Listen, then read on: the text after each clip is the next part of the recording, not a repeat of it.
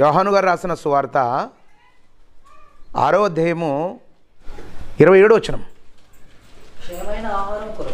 క్షయమైన ఆహారము కొరకు కష్టపడకుడి గాని నిత్య జీవము కలుగజేయు అక్షయమైన ఆహారము కొరకే కష్టపడుడి. ఏమంటున్నాడు యేసుప్రభుల వారు? యేసుప్రభుల వారిని ఒక విషయానికి వెతుకుతున్నారు. యేసుప్రభుల వారు చెబుతున్నారు, యేసుప్రభుల వారిని వెంబడిస్తున్న వారికి చెబుతున్నాడు, ఓ జనులారా, ఓ యూదులారా, మీరందరూ కూడా నన్ను ఎందుకు వెంబడిస్తున్నారంటే, ఏదో యేసుప్రభు వెనుక వస్తే రొట్టెలు దొరుకుతాయి, 5 రొట్టెలు 2 చేపలు 5,000 మందికి పంచుతాడని చెప్పి, ఇంట్లో వంట వండే పని లేదని చెప్పి, ఆహారం తయారు చేసుకునే అవసరం లేదని చెప్పి మీరు ఏం చేస్తారో తెలుసా? మీరు రొట్టెలను భుజించటం కోసం నన్ను వెంబడిస్తున్నారు. రొట్టెలను తినడానికి మాత్రమే నన్ను అనుసరిస్తున్నారు. అయితే నేను మీకు చెప్తున్నాను, ఏం తెలుసా? ఈ రొట్టెలు అనేవి మీరు గమనించారా? రొట్టె తిన్నారనుకో, ఇప్పుడు సపోజ్ ఉదాహరణ, ఇప్పుడు ఉదయం తింటాం, ఉదయం తిన్న తర్వాత ఏమవుతుంది? మళ్ళీ మధ్యాహ్నానికి ఆకలిస్తుంది. మధ్యాహ్నం తింటాం, మధ్యాహ్నం తిన్న తర్వాత రాత్రికి ఏమొస్తుంది? ఆకలిస్తుంది. అంటే ఈ మనం తినే ఆహారం ఏమైపోతుంది తెలుసా? క్షయమైపోతుంది. అంటే అరిగిపోతుంది, కుళ్ళిపోతుంది, కరిగిపోతుంది. క్షయమైపోయేది మనం తినే ఆహారం. నిన్న తిన్నాం, ఈరోజు నిన్న తిన్నామని చెప్పి ఈరోజు ఊరికే ఉంటామా? పోనీ ఈరోజు తిన్నామని చెప్పి రేపు ఊరికే ఉంటామా? రేపు తిన్నామని చెప్పి మర్నాడు ఊరికే ఉంటామా? అలా ఉండటానికి వీల్లేదు. ఎందుకు వీల్లేదు తెలుసా? ఈ మనిషి మానవుడు అన్నవాడు ఏం చేస్తాడు తెలుసా? మనిషి అన్నవాడు నిత్యం పని చేస్తాడు, సంపాదిస్తాడు, తింటాడు, అంతే. అంటే ఈ ఆహారం ఏమైపోతుందయ్యా? తిన్న ఆహారం ఏమైపోతుంది? బహిర్భూమిగా బయట విడవబడుతుంది. అయితే అదే చెప్తున్నాడు, మీరు క్షయమైపోయే, అరిగిపోయే, కరిగిపోయే ఆహారం కోసం మీరు కష్టపడకండి. మనం ఆలోచిస్తే ప్రియులారా, ఈరోజు మనం గమనిస్తే కూటి కొరకు ఎన్ని విద్యలు పుట్టాయి? కోటి విద్యలు పుట్టాయి. దేనికోసం? కూటి కోసం కోటి విద్యలు. మరి పరలోకంలో చోటు కోసం ఈ విద్యలు అభ్యసించాము. అందుకే ప్రియులారా, ఈరోజు మనిషి మనం ఆలోచిస్తే, మనిషి ఎప్పుడు చూసినా ఏం చేసి తెలుసా? సంపాదించాలి. ఏమంటాడు తెలుసా? రేపు ఆదివారం ఉంది, ఆదివారానికి నాకు మటన్కు డబ్బులు అర్జెంటుగా నాకు కావాలి, కాబట్టి నేను అర్జెంటుగా ఎట్ల పరిస్థితుల్లో నేను పని చేయాలి. పని చేస్తేనే, ఇప్పుడు నేను పని చేస్తే నాకు డబ్బు వస్తాయి. నాకు డబ్బు వస్తే నేనేం చేయగలను? నాకు ఇష్టమైంది నేను తినగలను. తిన్నది ఏమైనా ఓ 10 నెలలు ఉంటుందా కడుపులో? చెప్పండి, ఒక 20 నెలలు ఉంటుందా? ఉండదు. మీరు గమనించారా? ఒక్కసారి భోంచేస్తే అరిగిపోయేది ఇది. ఒక్కసారి భోంచేస్తే రెండోసారికి ఉండదు. మనం ఏదైనా భోజనం మనం చేయండి, మనం అన్నం తిన్నా మనకు 4 గంటలు లేదా 5 గంటలు ఉంటుంది. 5 గంటల తర్వాత మళ్ళీ ఇంకొకసారి అన్నం దాంట్లోనికి వేయాలి. మీరు గమనించారా? ఉదయం 8 గంటలకు భోజనం చేశారు అనుకుందాం, 9, 10, 11, 12, 1 గంట కొడుతుంది లోపల. ఏం చేయాలి మళ్ళీ? అందుకే ఈరోజు మనిషి మనం ఆలోచన చేస్తే ప్రియులారా, మనిషి ఈరోజు ఇంత కష్టపడుతున్నాడు, ఇంత పడుతున్నాడంటే ఇది ఏం తెలుసా? క్షయమైపోయే ఆహారం. క్షయమైపోయే ఆహారానికి మానవుడు ఎందుకు కష్టపడుతున్నాడు? కష్టపడడానికి కారణం ఏంటి? ఒకసారి మన గ్రంథాన్ని చూస్తే ప్రియులారా, పరిశుద్ధ గ్రంథంలో నుండి, ఒకని కడుపు వాని చేత కష్టము చేయించ. నెలకి 1,00,000 జీతం తీసే వ్యక్తి దేనికి? నోటికే. కడుపుకే 2 లక్షలు తీసుకునేవాడు నోటికే. రోజు 300 తీసేవాడు నోటికే. రోజు 5 లక్షలు తీసేవాడు నోటికే. అంబానీ ఉన్నాడు. అంబానీ నెల రోజు ఆదాయం తెలుసా? కొన్ని కోట్ల రూపాయలు. ఏది? దేనికి? నోటికే. మనుష్యుల ప్రయాసం అంతయో వారి నోటికే కదా. కడుపు కోసం. దేనికోసం? పొట్ట కోసం. పొట్ట ఏం చేస్తుంది తెలుసా? పొట్ట ఏం చేస్తుంది? మనిషిని ఒక పని చేయించడానికి తొందర పెడుతుంది. ఒకని ఆకలి వాని చేత వాని కొరకు కష్టము చేయించును. నువ్వు ఈరోజు మనం ఆలోచించారు, మనకు ఆకలి లేదని పనికి పోతామా? ఆకలి లేదనుకో, మీరు ఎక్కడైనా ఇక్కడ కూర్చున్నారు, మీరందరూ కూడా ఇక్కడ కూర్చున్న వాళ్ళకి ఎవరికి ఆకలి లేదంటే పని చేయము. ఎందుకు? ఆకలి ఉంటేనే డబ్బు అవసరం, ఆకలి ఉంటే భోజనం అవసరం. ఇప్పుడు భోజనం కావాలంటే ఏం చేయాలి? సపోజ్ నేను బిర్యానీ తినాలనుకున్నాను. బిర్యానీ తినాలనుకుంటే ఏం చేయాలి? నేను బిర్యానీ హోటల్కి వెళ్ళి బిర్యానీ తెచ్చుకోవాలి. బిర్యానీ తెచ్చుకోవాలంటే దగ్గర ఏముండాలి? డబ్బు ఉండాలి. ఇప్పుడు డబ్బు రావాలంటే నేనేం చేయాలి? ఇప్పుడు నేను పని చేసింది ఎవరి కోసం? నా చేత పని చేయించింది ఎవరో తెలుసా? ఆకలి. ఏది? మనలో ఆకలి మీరు గమనించారా? ఆకలి ఉంది కాబట్టి మన చేత ఈరోజు మీరు గమనించారా? ఈరోజు కాదు, ప్రతిరోజు కూడా మనం తొందరగా ఇంట్లో వంటలు చేసుకొని వస్తాం. ఎందుకు వంటలు చేసుకొని వస్తాం? గమనించారా? ఇప్పుడు ప్రార్థన చేసుకొని వంట చేస్తారా? ప్రార్థన చేసుకొని వచ్చి వంట చేస్తారా? వంట చేసుకొని ప్రార్థనకు పోతారా? వంట చేసుకునే ప్రార్థనకు పోతారు. ఎందుకు తెలుసా? ఆల్రెడీ పరలోకమందున్న దేవుని కంటే ఈ యొక్క ఆకలికి మనిషి చాలా భయపడిపోతున్నాడు, చాలా భయపడుతున్నాడు. మీరు ఎప్పుడైనా గమనించండి. మీరు అమ్మా ఏమో లేట్ అయిందంటే లేదు సార్ అంత పొప్పరాకి వచ్చి, అదే కదా, ఇవే కదా అన్ని మాటలు. సార్ కొద్దిగా అన్నము గంజించేది ఉండి సార్ వంచితే. అంతా ఎంత ప్రయాసపడుతున్నాడు మానవుడు, ఎంత ప్రయాసపడుతున్నాడు తెలుసా? ఎంత ప్రయాసపడుతున్నాడు చూడండి ఒకసారి. 2వ అధ్యాయం 19వ వచనం, 21వ వచనం క్షమించండి. ఒకడు జ్ఞానముతోనూ, ఒకడు తెలివితోనూ, యుక్తితోనూ ప్రయాసపడతాడు. ఏం చేస్తాడు తెలుసా? మనుషుడు ఎలా పడుతున్నాడు? తెలివితో, జ్ఞానముతో, యుక్తితో కష్టపడతాడు, కష్టపడి పని చేస్తాడు. ప్రయాసాలు కూడా ఎలా ఉన్నదో తెలుసా? కష్టాలు కూడా ఎన్నో తెలుసా? తెలివితో, జ్ఞానంతో కష్టపడతాడు. దేనికోసం కష్టపడతాడు? కడుపు కోసం కష్టపడుతున్నారు, భోజనం కోసం కష్టపడుతున్నారు, తిండి కోసం కష్టపడుతున్నారు, ఏదో ఇల్లు కట్టాలని కష్టపడుతున్నారు, ఏదో కారు కొనాలని కష్టపడుతున్నారు, ఏదో స్కూటర్ కొనాలని కష్టపడుతున్నారు. ఇంత కష్టపడేటువంటి వారందరికీ కూడా యేసుప్రభుల వారు చెప్తున్నారు. ఏమంటారు తెలుసా? ఏం చెప్తున్నారు తెలుసా? మీరు క్షయమైపోయే ఆహారము కొరకు కష్టపడకుడి. అక్షయమైన ఆహారం కొరకు కష్టపడండి. అక్షయమైన నిత్య జీవం కలగజేసేది, నిత్య జీవం కలగజేసే ఆహారం ఒకటి ఉంది. ఏది నిత్య జీవం కలగజేసే ఆహారం? నిత్య జీవాన్ని ఇచ్చే ఆహారం ఏది? మనం తింటాం ఆహారము. ఇది ఏ ఆహారము? ఈ జీవితం బతకడానికి మనం ఈ లోకంలో బ్రతికుండాలంటే ఏం చేయాలి? అన్నం తినాలి, భోజనం చేయాలి. ఈ లోకంలో మనం బ్రతికుండాలంటే భోజనం చేస్తే బ్రతుకుతాం. అంటే మీరు ప్రతిరోజు 3 పూటలు తింటేనే మీ శరీరం పనిచేస్తుంది. ఇంటి పనైనా, వంట పనైనా, పొలం పనైనా. ఏ శరీర సంబంధమైన ఆహారం మీరు తిన్నారు. ఇప్పుడు ఆత్మబలంగా ఉండాలి. ఏం చేయాలి? ఆత్మబలంగా ఉండాలి. ఇప్పుడు ఆత్మబలంగా ఉండాలంటే ఏముండాలంటే? ఆత్మబలంగా ఉండాలంటే నువ్వేం చేయాలి? నేనండి ఆత్మబలంగా ఉండటానికి నేను బిర్యానీ తింటున్నానంటే బిర్యానీ ఆత్మ తినదు, శరీరం మాత్రమే. అదే నీలో ఒకటి ఉంది, ఏది తెలుసా? ఆత్మ. ఆత్మ ఎందరిలో ఉంది? ఇక్కడ కూర్చున్న మనందరిలో ఉంది. ఇప్పుడు ఆత్మ బ్రతకాలి. ఆత్మ బ్రతకాలంటే, ఆత్మబలంగా ఉండాలంటే నువ్వేం చేయాలి? నేనేం చేయాలి? మనం ఏం చేయాలి? ఏం చేస్తే ఆత్మబలంగా ఉంటుంది? ఏం తింటే ఆత్మబలంగా ఉంటుందో ఒకసారి మనం చూస్తే పరిశుద్ధ గ్రంథంలో ఉండి ఇర్మియా గ్రంథము 15వ అధ్యాయం 16వ వచనం. నీ మాటలు నాకు దొరకగా నేను వాటిని తింటిని. దేవుని మాట వినాలా తినాలా? దేవుని మాట వినాలా తినాలా? చెప్పండి. అందుకే అన్నాడు నీ మాట నాకు. ఇర్మియా గారు అంటున్నారు ఈ మాట. ఎవరన్నారు? భక్తుడైన ఇర్మియా గారు చెప్తున్నారు, దేవా తండ్రి నీ మాటలు నాకు దొరకగా వాటిని నేను భుజించి తిని. అంటే శరీరం బలంగా ఉండాలంటే శరీర సంబంధమైన ఆహారం భుజించాలి. ఆత్మ బలంగా ఉండాలంటే ఆత్మ సంబంధమైన ఆహారం భుజించాలి. ఏంటయ్యా ఆత్మ సంబంధమైన ఆహారం అంటే? అది దేవుని మాట. దేవుని మాటను తింటేనే నువ్వు బలంగా ఉంటావు. దేవుని కోసం బలంగా పనిచేస్తావు, దేవుని కోసం బలంగా వస్తావు. ఏం చేస్తావు?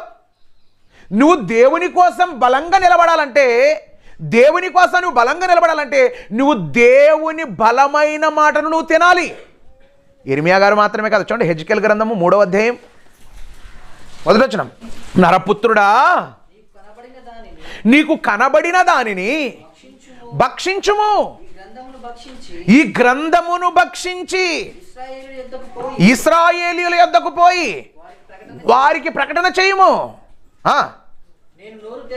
నేను నోరు తెరవగా ఆయన ఆ గ్రంథము నాకు తినిపించెను. చదువు నాయనా, నీవేమి ఉండవా లేదా? నరపుత్రుడా,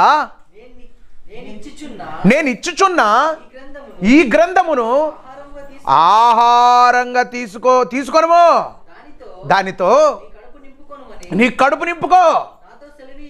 నాతో సెలవీయగా నేను దానిని భక్షించి తిని అది నా నోటికి తేనెవలే మధురం మధురం.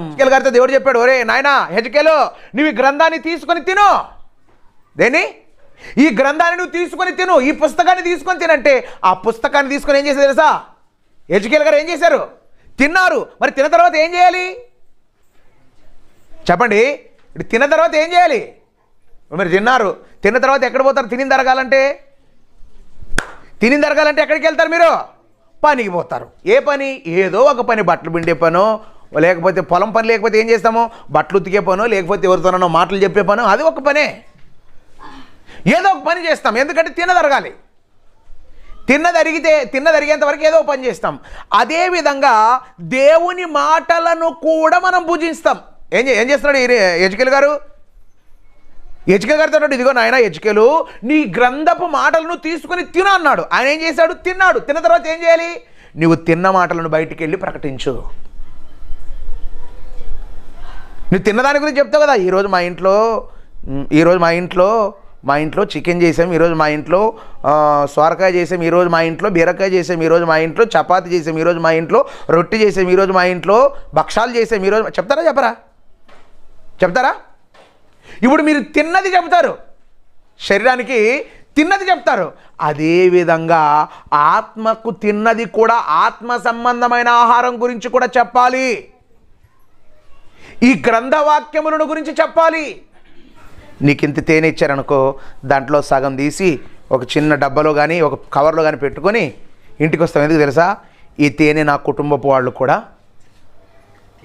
తినాలి. రుచికరమైన. కొంతమంది చూడండి, కొంతమంది కుటుంబ ప్రార్థనలకు పోతే లడ్డు గ్లాసులో వేసుకొని వస్తారు. ఎందుకు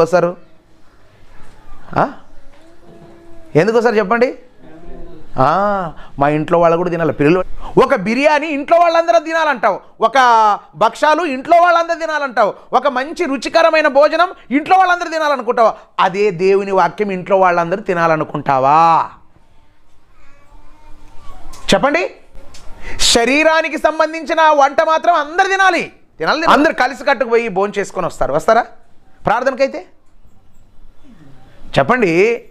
ప్రార్థనకైతే ఇంట్లో నలుగురు ఉంటే ఒక్కరు మాత్రం వస్తారు, ఇంకా ముగ్గురు ఏం చేస్తారు?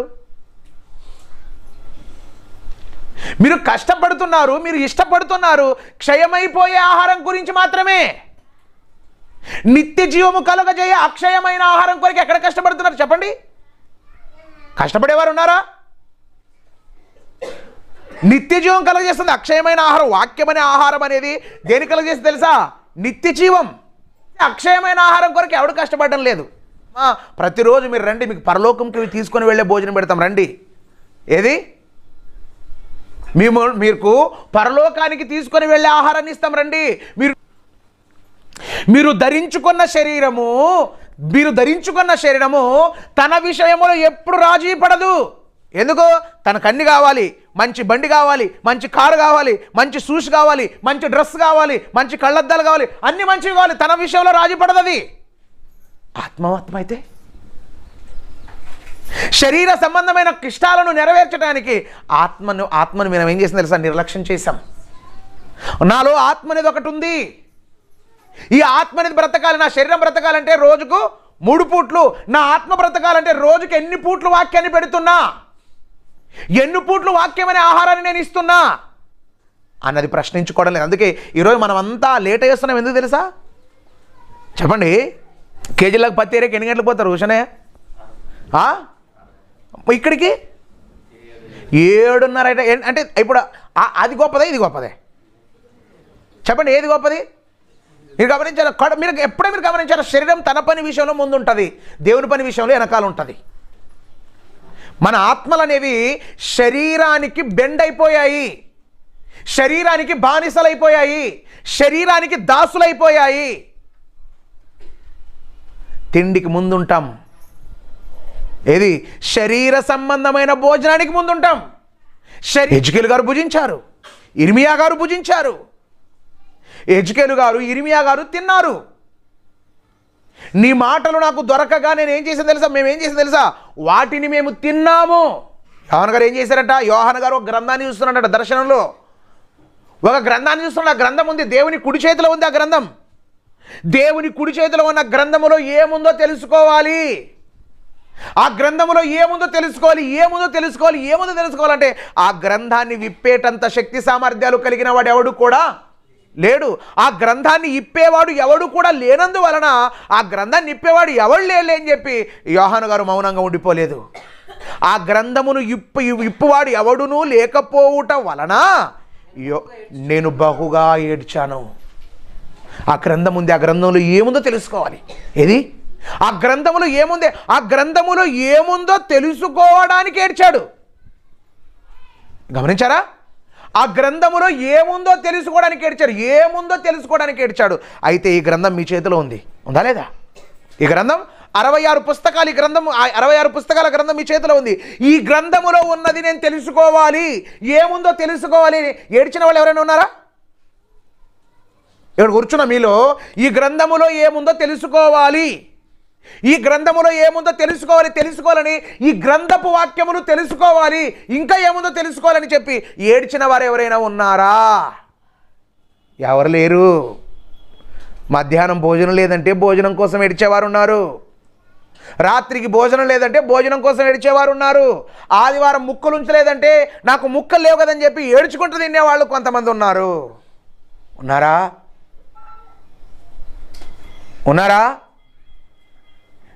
నేను వాక్యం వినలేదు, నేను వాక్యం తెలుసుకోలేదు, గ్రంథంలో ఏముందో నేను తెలుసుకోలేదు కదని చెప్పి ఈరోజు నేను ఆరాధనకు దూరం అయిపోయాను, ఈరోజు నేను దేవుని సన్నిధికి వెళ్ళలేదు అని చెప్పి ఏడ్చిన వారు ఎవరైనా ఉన్నారా? ఇక్కడ కూర్చున్న వారిలో నేను ఈరోజు దేవుని సన్నిధికి వెళ్ళలేదు, నేను దేవుని మాటలు వినలేదు కదా, ఎంత పని అయింది, అయ్యో అని ఏడ్చిన వారు ఉన్నారా? చెప్పండి. దేవుని మాట కోసం ఏడ్చిన వారు ఉన్నారా? భక్తుడైన యోహాను గారు ఏమంటున్నా తెలుసా, నేను బహుగా ఏడ్చుచున్నాడు. ప్రియులారా, మీరు ఆలోచించారా? బైబిల్లో భక్తులు దేవుని మాట కోసం ఎదురు చూచారు, ఏడ్చారు, ప్రాణాలిచ్చారు ఈ మాట కోసమే. నువ్వెక్కడ ఏడుస్తావు చెప్పండి? దేవుని మాటకు ఏడ్చే బతుకులేనా మనవి? అందుకే ప్రియులారా, దేవుడు మనకు అర్థం కాలేదు, దేవుని వాక్యం మనకు అర్థం కాలేదు. దేవుడు అర్థం కాకపోతే, దేవుని వాక్యం అర్థం కాకపోతే దేవుడి కోసం ఏం జీవిస్తా చెప్పండి? కుటుంబంలో భార్య భర్తను అర్థం చేసుకోవాలి, భర్త భార్యను అర్థం చేసుకోవాలి. భార్యాభర్తలు ఇరువురు కూడా ఒకరినొకరు అర్థం చేసుకుంటేనే సంసారం అనేది సాఫీగా వెళుతుంది. ఒకరినొకరు అర్థం చేసుకోలేదు అనుకో, కొత్త భార్యను అర్థం చేసుకోలేదు, సంసారం కరెక్ట్గా ఉంటుందా? చక్కగా సాగుతుంది? సాగదు. అదేవిధంగా దేవుడు మనిషిని అర్థం చేసుకున్నాడు. ఎవరు? దేవుడు మనిషిని అర్థం చేసుకున్నాడు కాబట్టి ఈ సృష్టిలో మనిషికి ఇష్టమైనవన్నీ ఉన్నాయి. అదే సృష్టిలో ఉన్న మనిషి దేవునిని అర్థం చేసుకోలేదు. అందుకే దేవుడి కోసం బ్రతకలేకపోతున్నాడు, దేవుని పని చేయలేకపోతున్నాడు. ఏమంటే మేము 6 గంటలకు రాలేకపోతామండి, 7 గంటలకు రాలేకపోతామండి, మేము దేవుని సన్నిధికి ఇంత తొందరగా రాలేకపోతున్నాం. ఈ లేజినెస్ లేకపోతే ఈ సోమరితనానికి కారణం ఎవరు తెలుసా? నీలో వాక్యం లేదు, నీలో దేవుని మాట లేదు. యేసుప్రభు మరణించాడని చెప్పి తెలిసిన తర్వాత యేసుప్రభును సమాధిలోనే ఉంచి స్త్రీలు ఎవరు తెలుసా?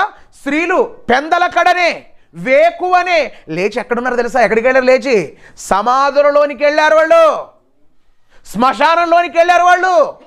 యేసు సమాధి దగ్గరకు వెళ్ళారు. ఎప్పుడు తెలుసా? తెల్లవారుచుండగా అంటే తెల్లవారుజాము ఏది? 4 గంటల నుండి 5 గంటల వరకు ఉండేదే తెల్లవారుజాము. ఈ తెల్లవారుజామున ఎక్కడికి వెళ్ళారు తెలుసా? సమాధి దగ్గరికి వెళ్ళారు. తెల్లవారుజామునే ఆడవాళ్ళు వెళ్తారు ఎవరైనా?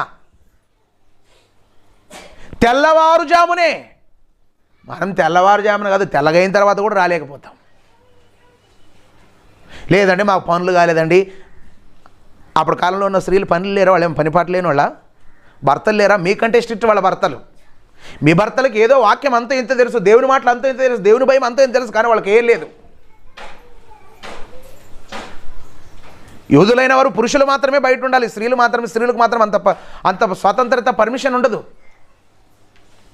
వాళ్ళ అంత క్లిష్ట పరిస్థితుల్లో కూడా సమాధి దగ్గరికి వెళ్ళి క్రీస్తు పునరుత్థానాన్ని ప్రకటించారు. మరి నువ్వేం చేశావు? పురుషులుగా స్త్రీలుగా మీరేం చేశారు? కడుపు కోసం అయితే ముందు ఉంటారు, దేవుని కోసం అయితే వెనక్కుంటారు. ఎప్పుడైనా ఒక 10 షేర్లు బియ్యం కట్టుకొని 10 షేర్లు గుండాళ్ళు బోగాండ్లు అన్నీ కట్టుకొని యాటికి పోతారంటే మేము ఒక 10 దినాలు అట్లే సువార్త చెప్పొస్తామని పోయిన వాళ్ళు ఉండరు ఎవరన్నా? చెప్పండి, ఎవరైనా ఉన్నారా? మీలో ఎవరైనా ఉన్నారా? యాటికి పోతారంటే బతికేకి పోతాం. యాటికి పోతారు మరి? ఈడేం బిక్కుతారా? ఈడేం సస్తారా? యాటికి పోతారంటే బతికేకి పోతామప్ప, బతికేకి అంటే ఈ ఊర్లో చచ్చి ఆ ఊర్లో బతుకుతారు. నేనైతే ఇప్పుడు తక్కువైందిలే. ఇంతకుముందు మన సంఘం ప్రారంభించకముందు అంటే ఒక ఇంట్లోనే మనం కూడుకునేవాళ్ళం. ఏం చేసేవాళ్ళం? ఒక ఇంట్లోనే, మరి తాయపోళ్ళ ఇంట్లోనా, అదేవిధంగా మన మోషన్ వాళ్ళ ఇంట్లోనా, అట్లే వచ్చేసి కొన్ని రోజులు చిన్న వాళ్ళ ఇంట్లోనా, అట్లే కొన్ని రోజులు మన సుశీలం వాళ్ళ ఇంట్లోనా, అగ్గేసార్ వాళ్ళ ఇట్లా కూడుకుంటుంటాం కదా. కూడుకునేటప్పుడు ఒక్కరోజు నేను ఊరుడిచానంటే 3 నెలల వరకు వచ్చేవాడిని కాదు. 3 నెలలు 2 నెలలు సువార్తకు అలాగే. అంటే ఎందుకు 3 నెలలు 2 నెలలు అలాగే వెళ్ళిపోవాలా? అంతే, వెళ్ళిపోవాలి అంతే. దేవుని మాట అర్థం చేసుకున్నవాడు. మీరు ఇప్పుడు అనుకుంటారు, సార్కేమప్ప సారీ ఎక్కడ పోతాడు, ఎక్కడ పోయాడు, ఇంటికాడే ఉంటాడు, ఇంకా 3 ఊర్లు చూసుకుంటాడు. నా కష్టం మీకేం తెలియదు చెప్పండి? ఏది నా కష్టం మీలో ఎవరికి తెలీదు. సార్కేమో బాగుండాలే. అర్ధరాత్రి సువార్తలకు వెళ్ళొచ్చి కొన్ని సంఘాల్లో పండుగలు చేసుకున్నా కూడా ఇంట్లో వచ్చి అన్నం రాత్రి 12 గంటలకు అన్నం వండుకొని వంకాయలు కాల్చుకొని నూరుకొని తినే దినాలు ఉండాలి. అంతేందుకు మోషనే నాన్న కూడా ఓ కూరికి పోయినాం, ఆ ఊరి పేరు చెప్పలే. ఓ కూరికి పోయినాం. ఏం తెలుసా? యమ్నూరులో వగ్గాని బజ్జి తిని ఫేమ. యమ్నూరులోది వగ్గాని బజ్జి తిని మరి యమ్నూరుకి వచ్చే తినాం మేము. ఉండవు, మీకు తెలీదా విషయాలు? సార్కేం భలే బాగా చూసుకుంటారా, సార్ శంగేం లావయ్యాడే.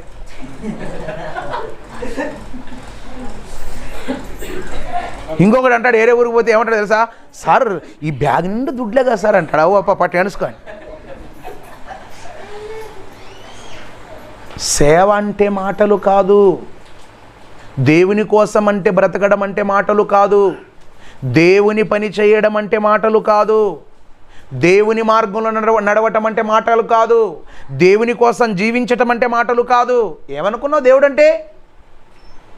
నీకు ఇష్టం వచ్చినప్పుడు వచ్చి ఇష్టం లేనప్పుడు పోయితే దేవుడా? చెప్పండి, మీరు అనుకుంటారా దేవుడు అంటే? అది కాదు. ఈరోజు మనుషులందరూ, సోకాల్డ్ క్రైస్తవులందరూ కూడా, క్రైస్తవులందరూ కూడా ఎలా ఉన్నారో తెలుసా? కడుపుకే. దేనికి? కడుపే. క్షయమైన ఆహారం కొరకే కష్టపడే వాళ్ళు ఉన్నారు, క్షయమైన ఆహారం కొరకే తిప్పలు పడే వాళ్ళు ఉన్నారు, క్షయమైన ఆహారం కొరకే ప్రయాసపడే వాళ్ళు ఉన్నారు. అందుకే ప్రియులారా చెప్తున్నాడు, ఏమంటే తెలుసా? ఒరే నాయన, క్షయమైన ఆహారం కొరకు మీరు కష్టపడకండి అని చెబుతూ ఏమంటాడు చూడండి ఒకసారి. మత్తయి సామెతల గ్రంథము 23వ అధ్యాయం 2వ వచనం. తిండిపోతువైన ఎడలా నీ గొంతుకు కత్తి పెట్టుకో. నువ్వు తిండిపోతువయ్యావా? తిండి గురించి కొంతమంది మీరు గమనించారా? కనబడిందల్లా కచ్చ నములుతూనే తింటూనే ఉంటారు. నువ్వు తిండిపోతు అయితే ఏమిటి తెలుసా? నీ గొంతుకు కత్తి పెట్టుకో. దేవుడు చెప్పాడు, ఏమన్నా తెలుసా?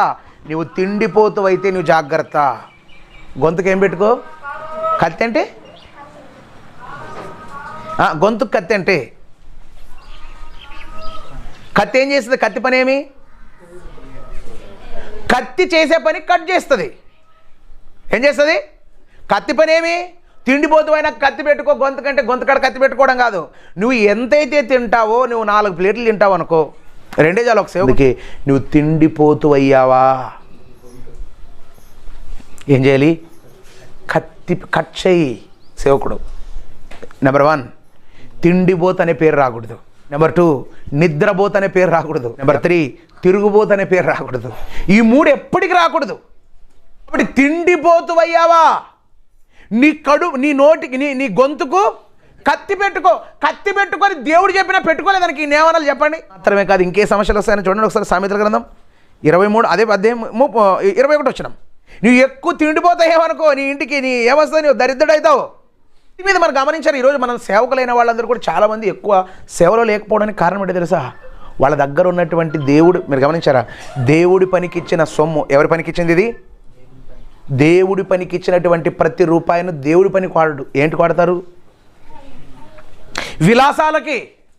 తలకి 50 పకోడ తిని ఇంక ఇంటికి పెడతాంలే. నేను పకోడ తినికి ఇచ్చాడా నీకు? పక్కూరికి పోయి సువార్త చేయరా నాని ఇచ్చాడు నీకు? ఇచ్చాను. వేరే వాళ్ళు కాదు. ఒక సేవకునికి నాకు వచ్చిన కానుక మొత్తం ఆయన బ్యాగ్లో వేసాను. ఆయన బ్యాగ్లో వేసిందేమో మంటరాలు వచ్చి తతా పైసా అనిందేమో. ఇప్పుడు నేను ఇచ్చాను, నాకు తెలుసు కదా అప్పుడే. ఆ బ్యాగ్ కదా ఫోనే. బ్యాగ్ తీసుకొని వచ్చి జిబ్బు తీసి దేవుని డబ్బు ఏం చేసి తెలుసా? కొనుక్కొని దీని ఫోన్ ఇచ్చాడు. ఇది ఎంతవరకు సమంజసం? దేవుని సొమ్ము, మీరు గమనించారా? దేవుని సొమ్ము ఏ రూపాన్నైనా దేవుని పనికి వాడాలది. నువ్వు నీ కోసం నా కోసం వాడకూడదు. మన విలాసాల కోసం అస్సలు వాడకూడదు. నేనైతే నా జీవితంలో ఒకటి నేర్చుకున్నది ఏం తెలుసా? నేను దేవుని పనికి పోయేది ఉందా, దేవుని డబ్బుతో పెట్రోల్ వేసుకుంటా. దేవుని పనికి పోయేది లేదా, నా డబ్బుతోనే పెట్రోల్ వేసుకుంటున్నాను. వద్దు, ఇది ఎవరిది? ఇది మీరు ఇచ్చిన డబ్బు దేవుని సువార్త పని కోసం వాడితే ఎవరికి ప్రతిఫలం వస్తుంది? మీకు ప్రతిఫలం వస్తుంది. అట్లా కాకుండా నేను నా కోసమే వాడుకున్నాను అనుకో, ఎవరికి వస్తుంది ప్రతిఫలం? అది మీకు రాదు, నాకు కూడా రాదు. కాబట్టి దేవుని సొమ్ము దేవుడి దానికే. ఈరోజు మనం ఆలోచిస్తే ఎక్కువ మంది భోజన ప్రియులందరూ కూడా, భోజనం చేసేటువంటి వారందరూ కూడా దేవుని డబ్బంతా భోజనానికే పెడుతున్నారు. తిండిబోతుతనము వలన ఏమొస్తుంది తెలుసా? దరిద్రం వస్తుంది. మీరేమంతా తెలుసా?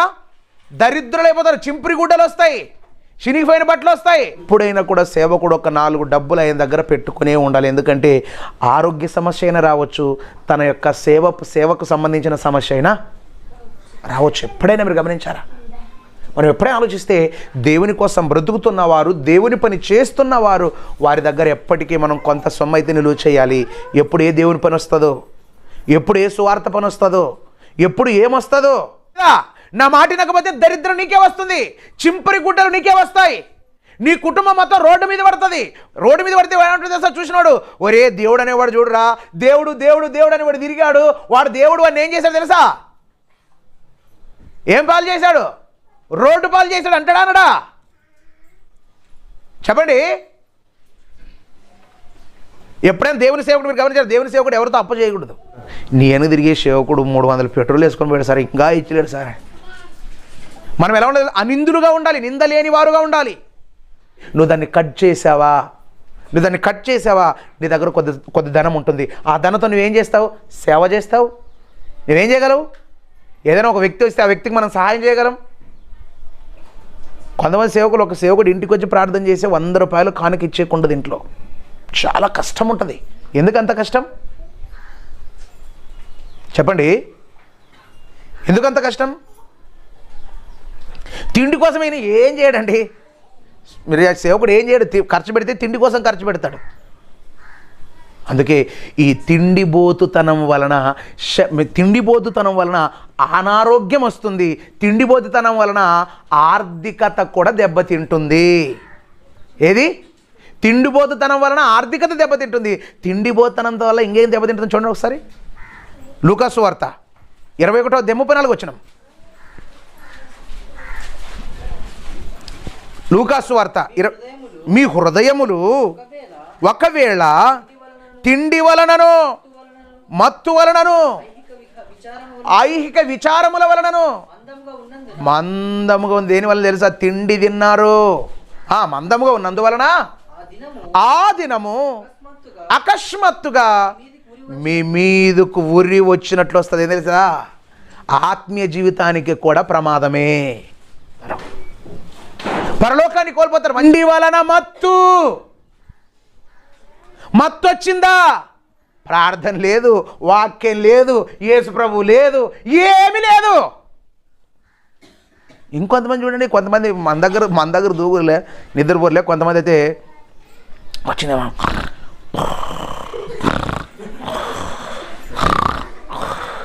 ఏం ఇట్లా శబ్దం అంటే ఏమిటి శబ్దం వస్తుందంటే ఆ ముందర ఉంటాడు, ముందర ఆ రెండోవాడు మూడోవాడు. మన తిండి అనేది మనల్ని సోమరులుగా చేస్తుంది. తిండి అనేది మనల్ని నిద్రమత్తులుగా చేస్తుంది. తిండి అనేది మనలను క్రీస్తు రాకడ కోసం ఎదురు చూస్తున్న మనలను క్రీస్తు రాకడనే మరిచిపోయే విధంగా చేస్తుంది. అది తిండి. అందుకే సంఘంలో చేర్చబడిన వారితో చెప్తున్నాడు. సంఘంలో చేర్చబడిన వారితో ఏం చెప్తున్నాడు పౌలు గారు? చూడండి ఒకసారి. కొరింథీయులకు రాసిన 2వ పత్రిక, మొదటి పత్రిక, కొరింథీయులకు రాసిన మొదటి పత్రిక 5వ అధ్యాయం 11వ వచనం. వాడు ఎవడైనను జారుడు గాని, లోబి గాని, విగ్రహారధికుడు గాని, తిట్టుబోతు గాని, తాగుబోతు గాని, దోచుకొనివాడు గాని అయ్యున్న ఎడల అట్టివానితో మీరేం చేయకూడదు తెలుసా? సంఘంలో ఉన్నారు కదా, సంఘంలో మీలో ఎవడైనా తిట్టుబోతు కానీ, తిండిబోతు కానీ, తాగుబోతు కానీ ఎవడైనా ఉన్నాడా? ఎప్పుడు తిండిబోతుగా ఉన్నాడా? ఈ తిండిబోతుగా ఉన్నటువంటి ఇలాంటి వాడితో ఏం చేయకూడదు తెలుసా? మీరు సాంగత్యము చెయ్యొద్దండి, వానితో కలిసి భోజనం చేయొద్దండి, పోతుంది. అదేవిధంగా నిత్య జీవమనిచ్చే అక్షయమైన ఆహారం అదే తెలుసా? వాక్యం. వాక్యం అనే ఆహారాన్ని తినండి. ఏం చేయండి? వాక్యం అనే ఆహారమును తినండి. వాక్యం అనే ఆహారం తిన్నారా మీకంటే బలవంతుడు ప్రపంచంలో ఎవరు కూడా ఉండరు. ఎఫెసీ పత్రిక 6వ అధ్యాయం 10వ వచనం. తుదకు ప్రభు యొక్క మహాశక్తిని బట్టి ఆయన యందు బలవంతులై ఉండండి. దేవునిలో బలవంతులై ఉండాలి, వాక్యంలో బలవంతులై ఉండాలి, దేవుని పని చేసే విషయంలో బలవంతులై ఉండాలి. మనకు బలం రావాలంటే, ఆత్మ సంబంధంగా మనకు బలం రావాలంటే మనం ఏం చేయాలి? వాక్యం తినాలి. వాక్యాన్ని బాగా వంట పట్టించుకోవాలి. దేని తెలుసా? వాక్యాన్ని బాగా వంట పట్టించుకోవాలి. వాక్యాన్ని వంట పట్టించుకుంటేనే ఏమొస్తుంది? బలం వస్తుంది. ఏమంటారు? తిన్న భోజనాన్ని వంట పట్టలేనటువంటి వ్యక్తిని ఏమంటారు తెలుసా? గట్ హెల్త్ లేనివాడు. ఏం లేనివాడు? గట్ హెల్త్ అంటే బలమైన ఆరోగ్యవంతుడు కాదు. ఇంకొంతమంది కొద్దిగా తింటారు కానీ ఇంతలా అవుతారు. ఈడు అనారోగ్యవంతుడే, వాడు కూడా అనారోగ్యవంతుడు. వినాలి, వాక్యాన్ని బాగా మైండ్లో పెట్టుకోవాలి. ఈ వాక్యాన్ని ఎవరికి చెప్పాలి, ఎవరికి లేదు, ఎవరికి చెప్పాలి. మేమైతే తెలుసు ఏం చేసేవాళ్ళని తెలుసా? మేము ఎవరికి చెప్పాలి, ఎవరు లేదు, ఎవరికి చెప్పాలి, ఎవరు లేదు, ఎవరు చెప్పాలి. కనిపించడానికి అంతా చెప్పుకుంటూ వచ్చేది. ఇంకా వాడు వింటాడో వినడో మాకు అనవసరం. మా పని ఏమి? మనం ఇన్నది మనం చెప్పము. అడే తిండి కోసం దేవుడు మన వెనుక, మన మీటింగ్ అంటే ఎంతమంది వస్తారు మన వెనకాల? చెప్పండి. మన వెనకాల రకరకాల ప్రజలు వస్తారు. రకరకాల ప్రజలు వస్తే వాళ్ళు ఏమనుకోవాలి? చూసిన వాళ్ళు శాశ్వత కాలం ఉండదు, అరిగిపోతుంది. అదేవిధంగా వాక్యం అనే ఆహారం ఉంది కదా, ఎల్లకాలం నువ్వు బ్రతికినంత కాలం నేను పరిశుద్ధునిగా నిలబెడుతుంది. నువ్వు బ్రతికినంత కాలం నేను దేవుని పనిలో ఉంచుతుంది. నువ్వు బ్రతికినంత కాలం దేవుని కోసం ఉపయోగపడే వ్యక్తిగా చేస్తుంది. నువ్వు బ్రతికినంత కాలం అపవాదితో ఎదిరించి ఫైట్ చేస్తుంది. దేవుని వాక్యం ఉంటేనే చూపు కంట్రోల్ అవుతుంది. దేవుని వాక్యం ఉంటేనే ఆలోచనలు కంట్రోల్ అవుతాయి. దేవుని వాక్యం మనలో ఉంటే చెవులు కంట్రోల్ అవుతాయి, కాళ్ళు కంట్రోల్ అవుతాయి, సమస్తం శరీరమే కంట్రోల్. ఏమవుతుంది? వాక్యం ఉంటే మన జీవితం కంట్రోల్ అయిపోతుందండి. వాక్యం మనలో ఎప్పుడైతే ఉండదో అప్పుడు మన జీవితం తెగిపోయిన గాలిపటం. పడవ ఎక్కడ నడుస్తుంది? నీళ్ళలో నడుస్తుంది. నీళ్ళలో ఎన్ని పడవలు నడుస్తాయి? చాలా పడవలు నడుస్తాయి. ఇప్పుడు అన్ని పడవలు మునుగుతాయా? కొన్ని పడవలే మునుగుతాయా? కొన్ని మాత్రం. ఎందుకు మునుగుతాయి? కొన్ని అంటే కొన్ని టెక్నికల్ ఇష్యూస్, కొన్ని ప్రాబ్లమ్స్ వలన. ఇప్పుడు మనం కూడా సంఘంలో ఉన్నాం. సంఘంలో ఉన్న మనమందరం కూడా అందరూ దేవుని కోసం నిలబడతారా? కొంతమంది పడిపోతారు. మీరు ఆలోచించారా? సముద్రంలో ఉన్న ఓడలన్నీ మునిగిపోలేదు, గాలి ఎగిరిపోయే ప్లేన్లన్నీ పేలిపోలేదు. ఇప్పుడు సంఘంలోనికి అందరూ వచ్చాం. అందరూ వస్తే ఏం చేయాలి తెలుసా? కొంతమంది ఏం చేస్తారు? పడిపోతారు. పడిపోయిన వాళ్ళని చూసి నిలబడిన వాళ్ళు ఏం చేస్తారు తెలుసా? వీళ్ళు కూడా పడిపోతారు. ఎప్పుడైనా ముందు స్కూటర్ యాక్సిడెంట్ అయ్యేదని చెప్పి నువ్వు ఇంకొక షర్టు గుద్ది యాక్సిడెంట్ చేసుకుంటావా? సంఘంలో ఉన్నవాడు వాడి పరిస్థితి బాగాలేనటువంటి పడిపోయిన వాడిని ఏం చేయాలి తెలుసా? నిలబెట్టాల్సింది పోయి నువ్వు వాడి సరి పడిపోతే ఎట్లా? వాడు బలహీనుడు, వాడు పడిపోయాడు, నువ్వు బలవంతుడు, నువ్వు పడిపోతే ఎలా? అంటే నీలో కూడా ఏం లేదు? వాక్యం లేదు. వాక్యమున్న ప్రతి ఒక్కడు కూడా బలవంతుడు. బలంగా దేవుని కోసం నిలబడతాడు, బలంగా దేవుని పని చేస్తాడు. వాక్యం నాలో ఉంటే నేను దేవునిలో ఉంటాను. దేవుని కోసం అర్ధరాత్రి ప్రేయర్ ఉందా సార్? ప్రేయర్ ఉందయ్యా. ఎప్పుడు? రాత్రి 11 గంటలకు ప్రేయర్ ఉంది. 11 గంటలకే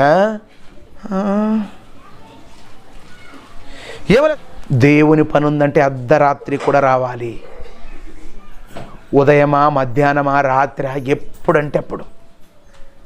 అది ఎవరికో, ఆ సాహసం ఎవరిలో ఉంటుంది తెలుసా? ఎవరిలో అయితే వాక్యం ఉంటుందో వారిలో మాత్రమే సాహసం ఉంటుంది, అందరిలో ఉండదు. కాబట్టి మీరు ఆలోచించండి. లోక సంబంధమైన ఆహారం కోసమే కష్టపడి తిని తృప్తిపడి ఆరని అగ్నిగుండానికి జారిపోతారా?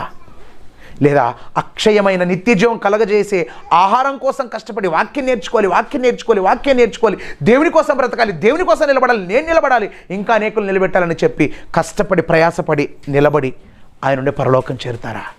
నిర్ణయం ఎవరిది? మీది. ఈ మాటలు మీ మనసులో ఉంచుకోండి. దేవుని కోసం బ్రతకండి, దేవుని మార్గంలో నడవండి, దేవుడు ఉండే పరలోకానికి చేరండి. కళ్ళు మూసుకోండి.